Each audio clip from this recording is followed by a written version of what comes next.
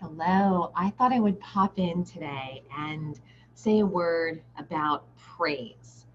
Praise versus encouragement in particular. Now, we know that positive discipline does a deep dive on encouragement. In fact, encouragement is sort of at the heart of all of the positive discipline tools and, in fact, the whole approach and philosophy. But what I get asked often is, really is praise so bad?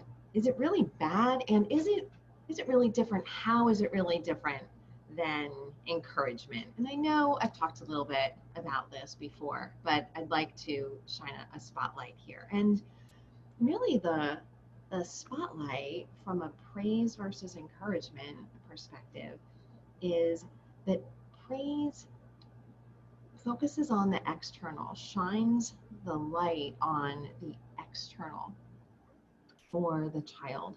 Um, oh, it's so great that you got an A. Okay, so it's the external thing, it's the A, it's the result, as opposed to, wow, I know you worked really hard to achieve that. And that's focusing the spotlight on the internal, the child's effort, the child's capabilities.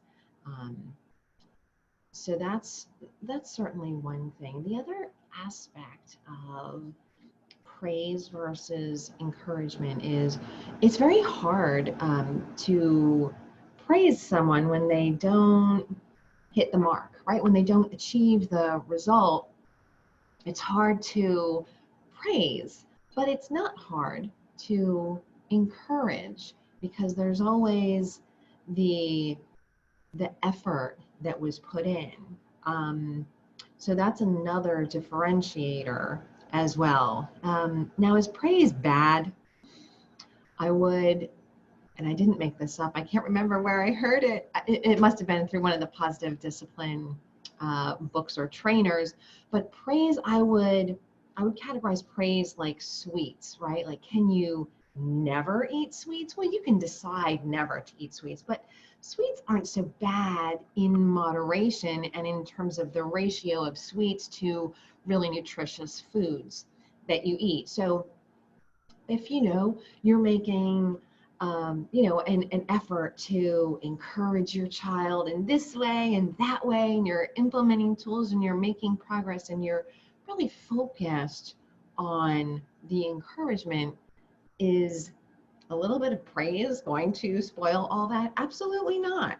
You know, but it's when we're sort of first waking up to the difference of this that it's very important to keep it in mind because we didn't know. I mean, I remember when I first learned it too. It was like, oh, it makes that much of a difference how I say it because that's how it's being internalized and interpreted. Oh, okay, now I get it. So I I would just encourage you to be mindful of how you are articulating things. Are you focusing on the action that is taken, or are you evaluating the person taking the action? Are you passing judgment, even if it's a positive judgment, right? Like, oh, good girl. Well, that's judgment. That is your approval as opposed to, um, well, I bet that that lady appreciated when you helped her with her groceries.